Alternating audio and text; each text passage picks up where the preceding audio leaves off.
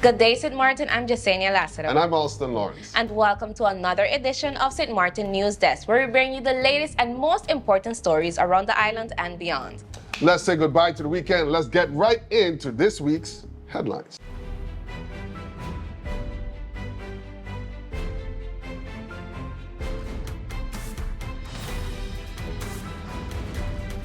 The Honorable Minister of Teyat, Grisha Heilige Maarten, this afternoon opened up the new pavilion, which is a temporary space for the market.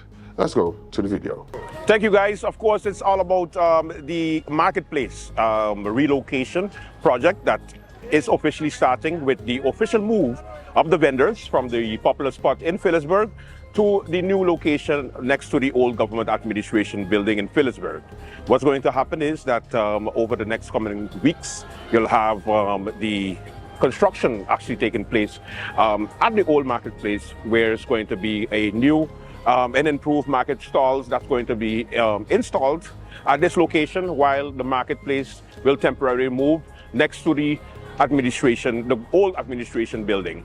Here are the highlights of the ceremony. Tourism is driven away from an island, and we have been driving away tourism from town by abandoning car wrecks on the road. And Minister of, yeah, he's nodding. He's been hearing from me every other week on that.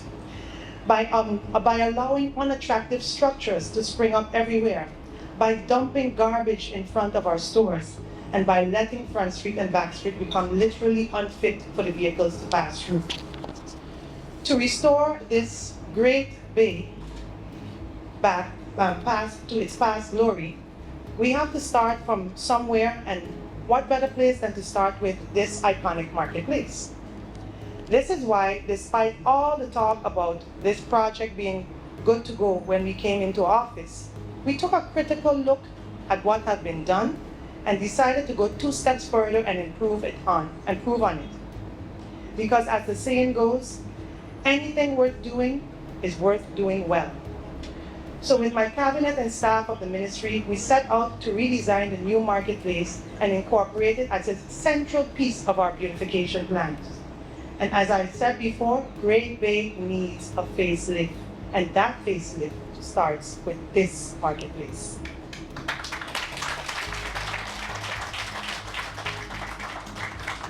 To carry out our mission, we engaged with the services of a local architect, Mr. Damien Richardson. Mr. Damien Richardson, there he is. Mr. Damien Richardson brought it into our vision. He named it the Soualiga Market, and appropriately so, seeing that it is not only a stone's throw from the Saltpickers roundabout, but also that the location itself was, in the past, an integral part of our salt industry. A lot of people don't know that. Historically, salt was to this island's economy what tourism is today. In the words of the architect himself, the lifted canopy roof of the Soualiga Market that you can see in the pictures, which is going to be showing very soon, is like a series of colorful salt clouds hovering over the stalls with a different tones of pastel-like salt colors. The new design was done in close and constant collaboration with the business women you see right here, the vendors, who will be using the structure to sell their wares. It combines history and culture and aesthetics and practicality. According to the architect, his inspiration came from the idea of an open, covered space that makes room for the vendors to take care of the opening and closing of their stalls each day in safety and comfort, while not having to go through the laborious task of setting up and taking down their displays on a daily basis like they do every day, tirelessly. Finally, here we are today, ready to break ground to signal the start of construction. Our expectation is that it will be completed within the schedule, within the official start of the tourism dates, which is around, we're hoping around January, early January, for the advancement of the project to the point where I could step in. Oh, sorry, I went a little further.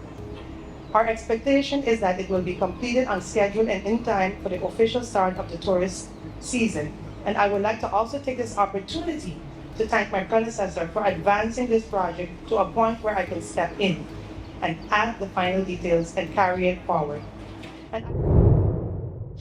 His Excellency, Governor Jamuji Baly has officially requested the Honorable Mr. Luke Mercelina, leader of the Unified Resilience Movement, URSM, to take on the role of Formateur and form a new government. This comes after the signing of a coalition accord on Friday by leaders from 4 political parties: Dr. Luke Mercelina's URSM, Sarah Westcott Williams' Democratic Party, DP, Melissa Gumbs' PFP, Party for Progress, and Franklin Myers' Soualiga Action Movement, known as SAM, alongside their respective members of parliament-elect.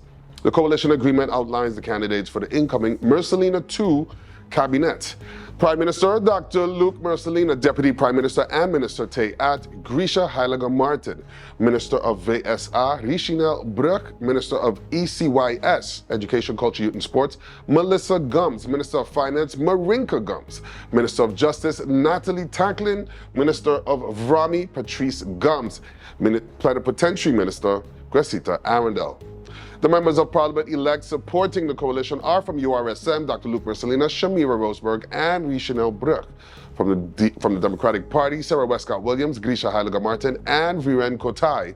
From the Party for Progress, Melissa Gumbs and Ludmila Duiva. And from SAM, Franklin Myers. Notably, elected MPs who currently hold ministerial positions may function in both roles for no more than 3 months. This gives the coalition time to make the necessary transitions without disruption to governance. Governor Baly has tasked Mercelina with forming a stable government supported by the coalition, prioritizing the political manifestos of each party. Key issues include securing reliable electricity through GEBE, financial reform, improving education, poverty reduction, climate adaptation, and introduction of the general health insurance. The Honorable Mercelina is required to submit the final formation report to the governor by November 15th. 2024, ensuring all ministerial appointments adhere to the screening criteria and regulatory requirements. The St. Maarten Academy Cape Division has achieved a record-breaking 98% overall pass rate in the 2024 May-June Caribbean Advanced Proficiency Examination, CAPE. This outstanding performance showcases the dedication of both students and teachers, marking a major academic success for this institution. School principal Ms. Kim Lucas Felix expressed her pride in the students' results, saying, "I am elated with the students' performance in the CAPE exams. Their commitment to excellence and determination have truly paid off." She also praised the dedication of teachers, noting their resilience during a challenging academic year, emphasizing that this achievement would not have been possible without them. The success reflects the high educational standards and the supportive environment fostered by the Academy's management team, led by Lucas Phillips and Vice President Miss Joanna Trim. Special recognition was also given to Miss Doreen Edwards McIntosh, the new CAPE coordinator, Mrs. Suad Abzuni Meskini, discipline coach, and Mr. Alberic Arndell, head of the mathematics department. The former acting CAPE coordinator, Ms. Kester Small, also played a key role, particularly in securing a 100% pass rate for the Digital Media Unit 2. The Academy extends congratulations to all candidates, especially those earning their associate's degrees.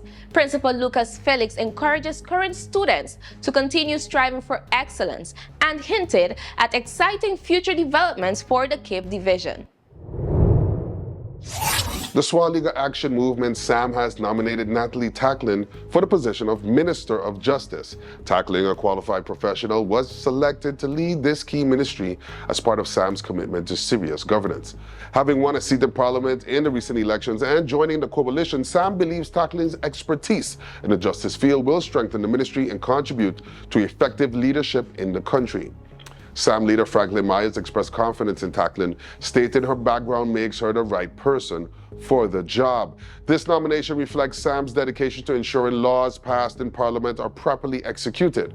Tackling will play a critical role in achieving that goal with the full support of the party behind her. Significantly, for the first time in nearly 14 years, a ministerial candidate has been openly presented before formal appointment, signaling SAM's commitment to transparency in governance. Tacklin's nomination is a key step forward for SAM and for St. Maarten, as the party continues to focus on the country's development and improvement of public services. SAM extends its gratitude to Tacklin for stepping forward to serve and looks forward to a bright future for St. Maarten under her leadership in justice.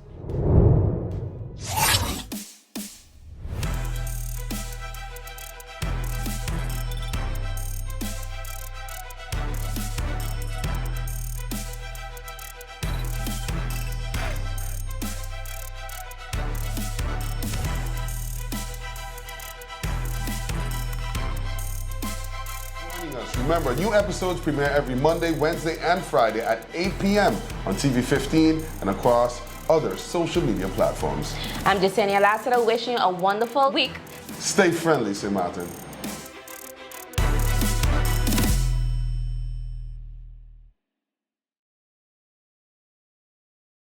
Hello, my people. Make sure you tune in to Sit, Sip, and Chat every Monday at 5 p.m. on TV 15 and every Wednesday at 8:30 p.m.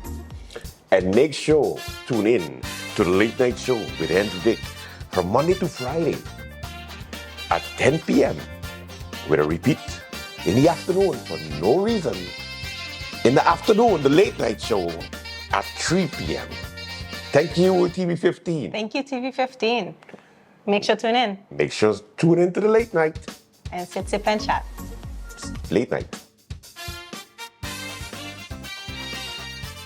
We exposed 5 strangers to different KFC menus to see if the flavor can enhance any moment. And at the first bite, the party began.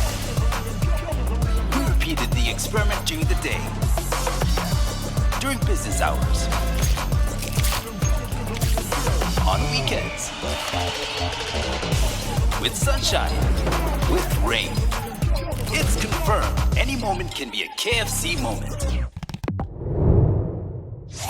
On Friday, September 6th, Prime Minister the Honorable Dr. Luc Mercelina signed a contract with Limitless Infrastructure NV for the repairs and improvement of the Jocelyn Arndell Festival Village. The contract, valued at 1.413 million guilders, follows a public tender and aims to restore the venue, which was damaged by Hurricanes Irma and Maria in 2017. The works include roof demolition and replacement of the bleacher building, roof repairs on the stage, demolition and rebuilding of 15 catering booths, tiling of the new and existing booths, painting and beautification of various structures, landscaping and additional architectural improvements. The project will be executed in phases starting in October 2024 with demolition and repair of the 15 catering booths. The project is expected to take around 4 months and will be completed in time for the April 2025 Carnival. All vendors and stakeholders are urged to cooperate during the execution period, and a code of conduct will be enforced to ensure smooth progress. The project management will be overseen by the Ministry of General Affairs and the Ministry of RAMI, Department of New Projects. Apologies are extended for any inconveniences during the transition as efforts are made to enhance this important venue. NVGEBE is excited to announce significant progress in the construction of the new water tank at Concordia. This project is set to enhance water supply to higher areas of Sultry Ward and St. Peter's, providing more reliable service to those communities. On Saturday, NVGEBE reached a major milestone with the start of the tank pouring process, moving the project closer to completion. The utility company expressed its excitement about this new development, and it's committed to improving water infrastructure for the benefit of all residents. The National Recovery Program Bureau, known as NRPB, is advancing its efforts to support the resettled Pond Island community through the Livelihood Restoration Plan. LRP. This initiative, part of the broader Emergency Debris Management Project, EDMP, aims to ensure that relocated residents maintain or improve their livelihoods following their move from the area adjacent to St. Martin's Municipal Solid Waste Disposal Site, known as the dump. Several former Pond Island residents have recently completed vocational courses under the LRP. These include a baking class offered by the Cake Box, which began on July 9th. This course, along with others like financial literacy, IT skills, job readiness, and food handling certification, provides practical skills for employment or entrepreneurship, helping to mitigate the impact of their relocation. Initiated after Hurricane Irma in 2017, the recovery effort is funded by the Dutch government and managed by the World Bank. The trust fund supports various projects overseen by NRPB, including the EDMP, which led to the development of the Resettlement Action Plan, RAP, and the LRP, launched in May 2023. Current activities also include the installation of a weighbridge at the landfill to enhance waste management and the demolition of the resettlement area of impact on Pond Island to create a buffer zone. These steps aim to improve safety and management of the landfill site. The NRPB is committed to monitoring the impact of the LRP on the resettled community with quarterly reviews in the first year and annual assessments thereafter. This ongoing evaluation will ensure that relocated residents are either better off or at least not worse off than before their move.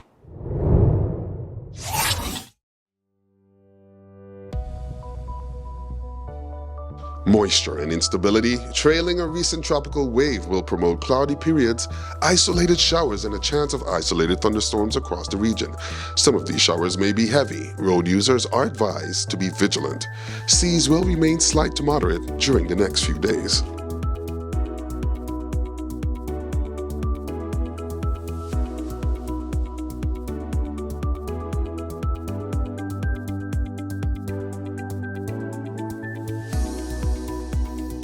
Now let's take a look at our tropical weather update by Mr. Brian Shields.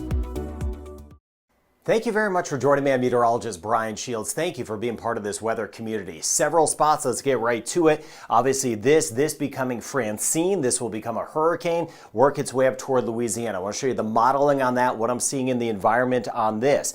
Plus, in the Eastern Caribbean, how about Grenada, St. Lucia, just a couple of examples. Dominica, we had some rain and storms last night and again this morning. Not really tropical in nature, but I'll get into the forecast on this. And then two strong tropical waves sitting out there in the Atlantic. So taking it around, here's what will become Francine. Cluster of rain and storms here in the southwestern sections of the Caribbean. We have this moving through. You see these areas of rain and storms that we've had. Keep me posted in the comments.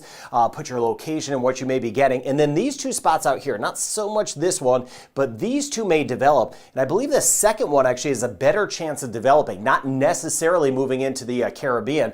My early feel on what I'm seeing with this is that this one would make more of a curl to the northwest and hopefully miss us in the Caribbean. So we'll get into all of that. Let's get to here. This is bringing some flooding rain to already parts of coastal Mexico. So watching this for my friends in Mexico, extreme South Texas right here, and you can see this just really building. This white shading in here is telling me those cloud tops are really tall. So it is getting better organized right now. It will lift its way toward Louisiana. Just off, the worst weather would be just off toward the east of the Houston area. Of course, I monitor for any changes. Late on Wednesday into early on Thursday. Looks like a landfall more and more likely right into Louisiana. The European and the American model right on track. And all of the models make this now a hurricane. So it looks like this one will become Francine. That is the next name on the list. And that will make 6 named storms to start the season, all making landfall. So I took care of this, watching that rain closer to Bermuda. The spotty showers and storms, I'll zoom down for us in the Caribbean. But these are the next two areas I'm watching. This is the American model, very similar to the European model, so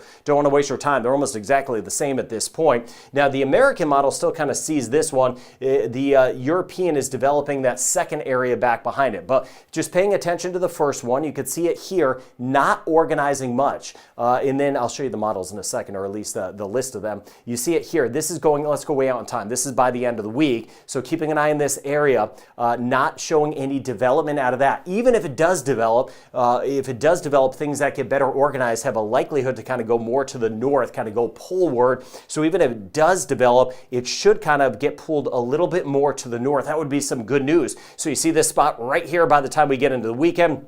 So long that stays north of us, we will be in good shape. But know that I am monitoring it closely. If you're watching from Antigua and Barbuda, Anguilla, St. Kitts and Nevis, I'm watching that spot there. But then you see this other area that the American model is trying to develop, and the European model is trying to develop that second area, but keeping that one hopefully out to sea, but clearly getting busier.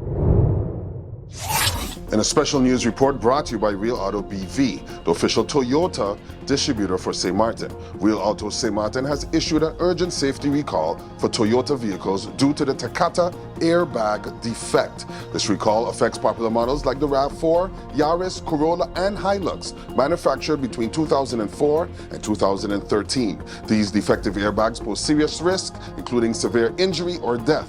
Toyota owners are urged to visit RealAutoSXM.com or contact Real Auto SXM immediately to schedule a free airbag replacement. Stay safe, act now.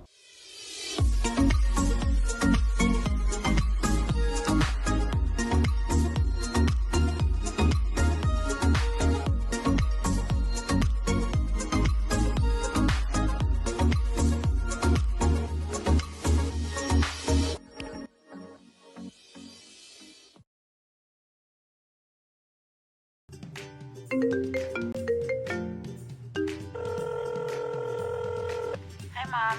How are you?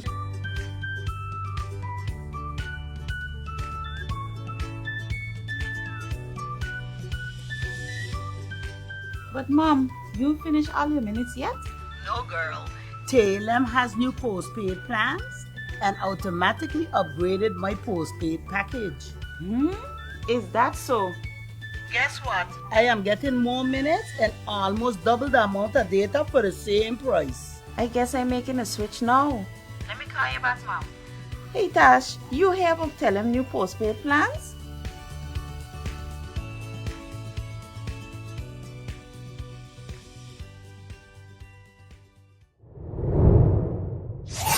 The NAPB Police Union has a new leader. Marcus Pantoflet has been elected as the new Justice Union president, defeating incumbent Rogerel Eugenio Mauricia in last week's election. Pantoflet, a board member of the union, campaigned on promises of change and new initiatives to strengthen the NAPB. His victory marks a shift in leadership after Mauricia's tenure, during which significant reforms were introduced. Pantoflet's win reflects a desire for fresh approaches in addressing the needs and concerns of union members. Pantoflet is expected to lead the union into a new chapter, focusing on transparency and engagement with the membership. The election was a crucial moment for the NAPB, with both candidates offering distinct visions for the union's future. Pantoflet now has the responsibility to deliver on his promises and guide the union through this transitional period. Over the next 2 weeks, Dutch Defense Caribbean Region military forces will conduct a hurricane emergency relief exercise named Windward Express on St. Maarten and Saba. This exercise, announced by the Dutch Ministry of Defense, aims to enhance preparedness and strengthen cooperation with local security partners. Windward Express will see participation from several units, including Marines from the Detachment St. Maarten, Marine Squadron Carib Aruba, and soldiers from Curacao. The exercise will also involve the Dutch military vessel HLNMS Pelican, both groups with Frisk boats and other supporting units. The training will take place on both St. Maarten and Saba, allowing military personnel to become familiar with local conditions and collaborate with local organizations crucial to emergency response, such as government bodies, NGOs, and companies. By simulating a hurricane emergency, the exercise ensures that the military is well prepared to provide timely aid, support civil authorities, and maintain public order in the event of a real hurricane threat. The St. Maarten Hospitality and Trade Association, SHTA, has officially launched its annual calendar photo contest. The competition, which began on September 6th and runs until October 2nd, offers a platform for local and visiting photographers to showcase their work. Participants are invited to submit photos featuring landscapes, cultural symbols, or art. The winning photo will be featured in SHTA 2024 events calendar, which is widely distributed both on the island and to travel partners abroad. Last year's winner, Baly, was recognized for her photo of St. Martin's seniors playing chess, while Richard Santaga won in 2023 with his images of sailing ships during the Heineken Regatta. The calendar, noted for its distinctive Lego block look logo designed by our local artist Loic Bryan, serves as a key promotional tool for St. Martin, St. Martin. It is distributed in thousands of hard copies and is highlighted on online platforms, including the SHTA's in-room hotel magazines. Visit St. Martin, St. Martin. Participants can submit up to 3 high-resolution photos to events@shta.com. The winner will be announced in early October. Additionally, companies, NGOs, and government entities planning events are encouraged to submit their dates for inclusion in the calendar by November 1st. Residents can also reserve free copies of the calendar via the same email address. The Caribbean Baking Awards has announced the nominees for its 2nd annual awards, set to be held in Tortola, British Virgin Islands, BVI, on February 21st and 22nd, 2025. This event celebrates baking excellence across 18 Caribbean islands, featuring 70 talented bakers in various categories. French St. Martin leads the nomination with 3 contenders, while Dutch St. Martin has 1 nominee. Although neither country will be competing in the Ultimate Bake-Off on February 21st, 2025, both are strong contenders in other award categories. The public is invited to support their favorite bakers from St. Martin, and beyond by casting their votes. Voting opens on September 7, 2024 and closes on December 7, 2024. To vote, visit www.caribbeanbakingawards.com. Click on 2025 nominees and follow the voting links. Winners will be announced at the Masquerade Red Carpet Awards Gala Dinner on February 22nd, 2025. For a chance to attend this glamorous event, the organizer is offering a 50% discount for the first 50 ticket buyers. Use the code CBABVI50 at checking out for a reduced rate. The Ultimate Bake-Off and Masquerade Gala will be held at the Multi-Purpose Sports Complex in Road Town in Tortola. Tickets are available online at www.caribbeanbakingawards.com. That's all the time we have for today's edition of St. Martin News Desk. Thank you for joining us, and remember, new episodes premiere every Monday, Wednesday, and Friday at 8 p.m. on TV 15 and across all other social media platforms. I'm Jocelyn wishing you a wonderful week. See you next time. Stay friendly, St. Martin.